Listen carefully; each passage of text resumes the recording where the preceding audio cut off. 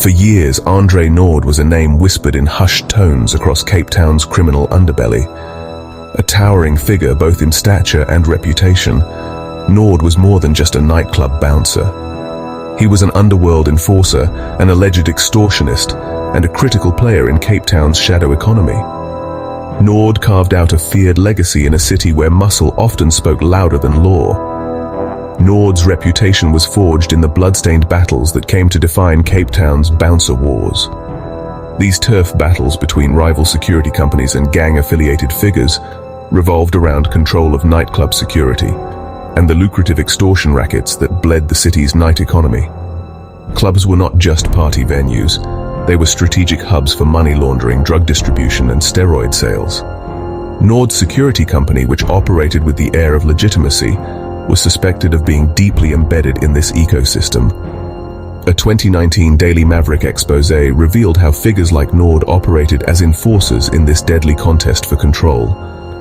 Nightclub owners faced threats, beatings, and even hits if they didn't pay protection fees. Naude was connected to several powerful gang-linked individuals. Among these were the late Mark Liffman, a notorious businessman with links to criminal enterprises, Jerome Donkey Buisson, the alleged leader of the Sexy Boys gang. In fact, Andre Naude is the one who connected Liffman and Buisson when Liffman was facing problems in his property business. Andre Naude was also affiliated with the late William Red Stevens, the alleged leader of the 27s gang, and also Kishore Naidu, who's currently based in Turkey and wanted by Interpol. By 2016, Liffman, Naude, and brothers Jerome and Colin Buisson, allegedly linked to the Sexy Boys gang, had firmly established dominance over Cape Town's nightclub and entertainment venue security sector, commonly referred to as the bouncer industry. Operating under the name The Brotherhood, they controlled much of the nightlife economy through force and intimidation. However, cracks began to show within the alliance in November 2016 after a series of confrontations between Colin Buisson and Kishore Naidu, who was both a close ally of Jerome Buisson and suspected of being part of the 27's numbers gang. At that time, Naidu played a key role in the Liffman operation, particularly in the extortion of businesses linked to the nighttime economy. To prevent a full-blown fallout, Naude was assigned to mediate a separation between Colin Buisson and the rest of the Brotherhood.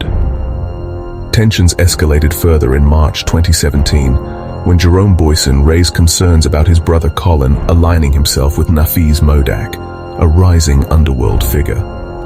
According to a state indictment, a critical meeting was convened at the Kryfontein home of William Red Stevens, believed to be a 27's gang leader, to strategize against Modak's bid to take over Cape Town's CBD security turf.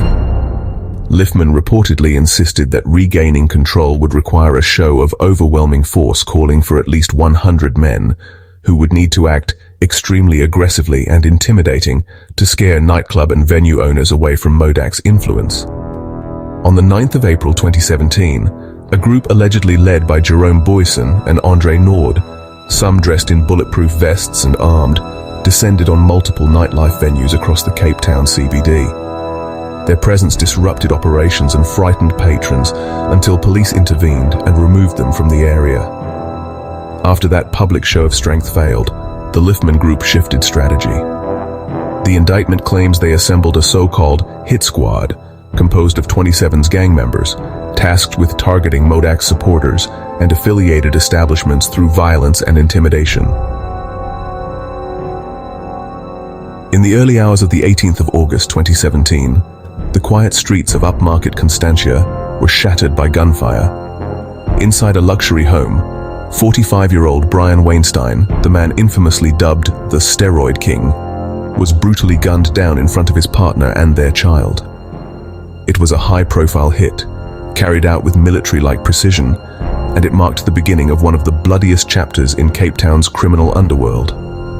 Weinstein was no ordinary victim. He had built a global empire trafficking in illegal anabolic steroids, supplying markets from Europe to South Africa. His wealth, charisma, and connections gave him power, but also made him a target. By 2017, Weinstein was fighting legal battles and facing mounting pressure from rivals like Mark Liffman, who saw his decline as their opportunity. He was living on borrowed time. According to reports and court documents, masked gunmen, which were later confirmed to be Fabian Cupido, the 27's gang member, and Cheslin Adams, stormed Weinstein's Constantia home around 2 a.m. They headed straight to the bedroom where Weinstein was sleeping. Without a word, they opened fire. Multiple rounds struck him as he lay in bed. His partner and young child witnessed the entire execution. The killers didn't linger. They fled the scene with chilling efficiency, leaving behind a house soaked in blood and a city stunned by the brutality. This was not a random robbery gone wrong. It was a calculated assassination, and it sent shockwaves through Cape Town's elite criminal circles. In fact, the hit happened few hours after Weinstein received a scary call from Mark Liffman.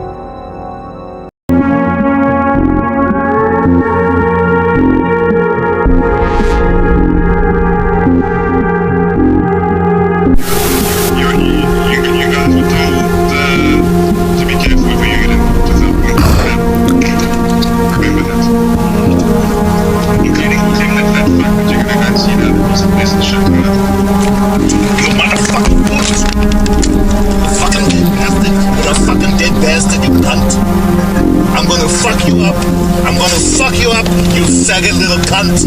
Come, Mark, come! You little shit. Fuck you! Come here in Cape Town, come! You fucking brave little cunt! You got fuck all! If I see you, I will destroy you! Do you understand me? At the heart of the assassination was control of the lucrative illegal steroid trade, nightclub security networks, and the broader ecosystem of Cape Town's underworld. For years, Weinstein had operated at the top, but by 2016 and 2017, his position had grown vulnerable. He had legal troubles in multiple jurisdictions, including Ireland and South Africa, and was reportedly cooperating with authorities. To his enemies, he had become both a liability and an opportunity. Brian Weinstein was a close friend of Ralph Stanfield, an alleged 28's, or the firm gang leader, and feared figure in the underworld. In fact, Ralph Stanfield survived a hit a month earlier. It was alleged that Mark Liffman paid 500,000 rand for the failed hit on Ralph Stanfield, and 250,000 rand for the hit on Brian Weinstein. The meeting was held at house of Jerome Donkey Boyson. The Brotherhood was there, including Andre Naude. Weinstein's assassination didn't just eliminate one man, it lit a fuse that would burn for years. Cheslin Adams and Fabian Cupido, both members of the 27S, and Matthew Breet were subsequently arrested and convicted of Weinstein's murder and are serving lengthy jail terms, but also bodies started to pile up due to revenge attacks. On the 23rd of December 2020, it was reported that Mark Liffman, Jerome Boyson, and William Red Stevens were released on 100,000 rand bail, and they were back in streets. But it wouldn't take long for revenge attacks to take place. On the 29th of December 2020, just a week after Jerome Donkey Boyson was granted bail, he narrowly escaped yet another attempt on his life. While attending a funeral at Durbanville Memorial Park, two gunmen in a blue Mazda opened fire on him, unleashing a barrage of bullets. Boyson managed to survive again. This marked the 9th known assassination attempt against him. Forget the saying about a cat having 9 lives. Donkey seemed to have even more. On the 2nd of February 2021, another co-accused in the Weinstein case, William Red Stevens, a senior figure in the 27's gang, was gunned down outside his home in Kraaifontein. Stevens had also been awaiting trial in connection with the murder. Then in June 2024, members of the 28's or the firm gang were arrested. Jonathan Clowett, Shaquille Pelston and Abraham Wilson. He was the father of Cape Flats serial killer Cameron Wilson. He died in January 2025. A month later, in March 2021, Jason Mates, another suspect linked to the case, was fatally shot outside his house in Mitchell's Plain. Mates, believed to have connections to the 27AS, had been one of 16 individuals arrested for Weinstein's murder. At the time of his killing, he was out on bail following a court appearance in the Cape Town Magistrates Court on the 11th of February 2021. On October 13th, 2022, Anthony Amir van der Watt, identified as accused number 8 in the Brian Weinstein murder case, was shot dead in a suspected gang hit. The assassination occurred at the intersection of Prince George Drive and Peach Street in Retreat, a suburb in Cape Town's Cape Flats. According to police reports, Van der Watt and another individual believed to be a fellow member of the 27s gang were returning to Kraaifontein after visiting an inmate at Polesmoor prison when gunmen opened fire. More than 20 spent cartridges were found at the scene, suggesting a well-planned execution. On May 5, 2023, Joel Boyson, the son of Jerome Donkey Boyson, survived a second assassination attempt in Greenpoint when he was shot in the leg.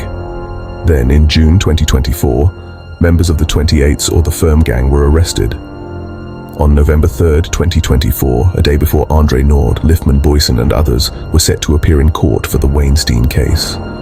Mark Liftman was assassinated outside the Garden Route Mall.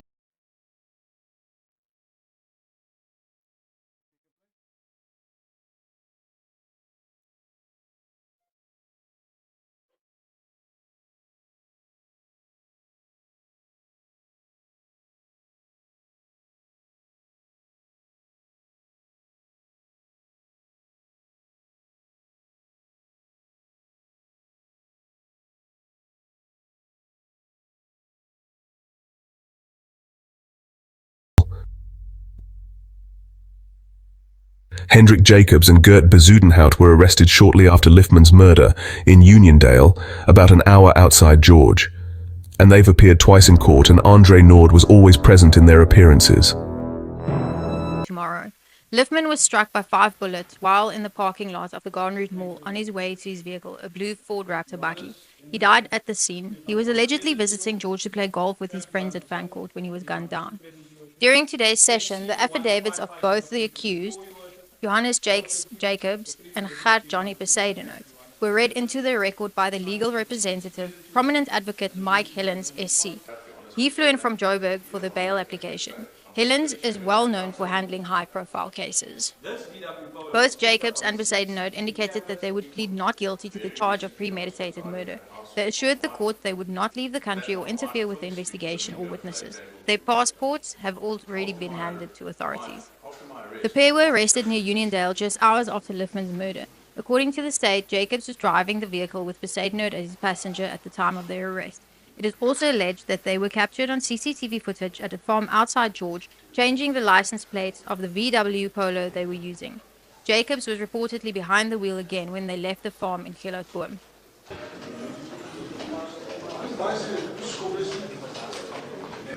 As during their previous court appearance on 12 December, Jacobs and Bezuidenhout were watched by a group of Liftman's friends, including Jerome Donkey Boyson, Andre Naude, and Boyson's son Joel. At the end of today's proceedings, as the courtroom emptied, Naude taunted Bezuidenhout, saying, "Cheers, Johnny. Johnny say bye. Johnny is onbeskof," referring to his lack of response.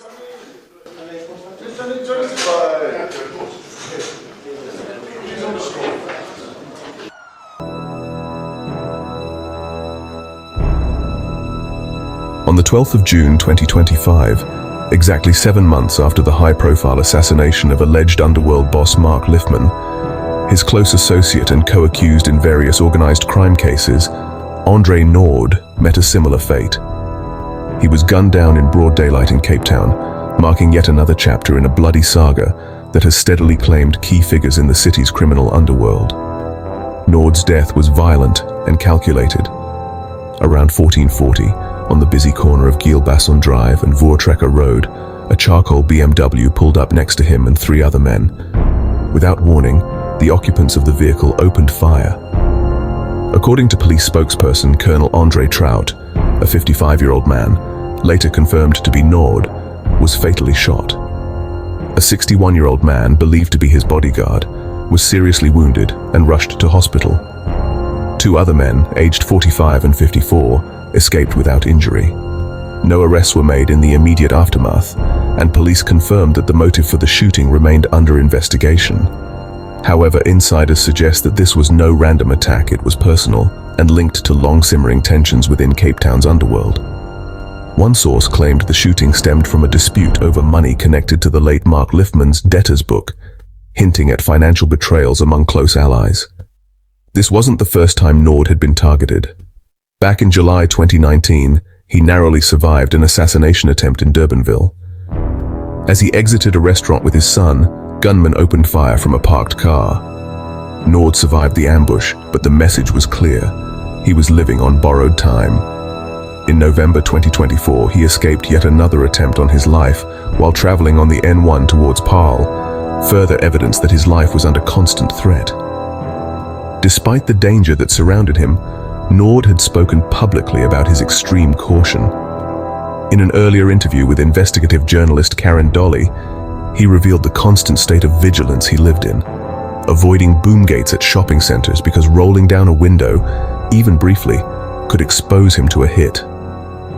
He was acutely aware of the risks, acknowledging that proxies or intermediaries often carried out crimes on behalf of powerful unseen figures, making the true masterminds harder to trace. Jerome "Donkey" Boyson, who was also facing criminal charges alongside both Naude and Liffman, arrived at the scene shortly after the shooting. Speaking to News 24, Boyson said he is shocked, yet he insisted he wasn't afraid for his own life, adding a darkly ironic remark about how many lives he might still have. Perhaps, as some now say, the donkey has more than 9 lives. Another underworld-linked figure, Suhail Mohammed, also known as Mr. Zulu, was seen at the scene of Naude's assassination. Mohammed had survived his own brush with death in November 2024, when he was shot in the neck and stomach outside the home of alleged gang boss Peter Jaggers, shortly after Jaggers was killed in October 2024. The streets of Cape Town continue to run red with blood, and Andre Naude's murder marks yet another name crossed off a growing list of assassinations. From extortion and gang rivalry to betrayal over money and power, the city's underworld is locked in a war where the lines between friend and enemy are increasingly blurred, and no one is untouchable.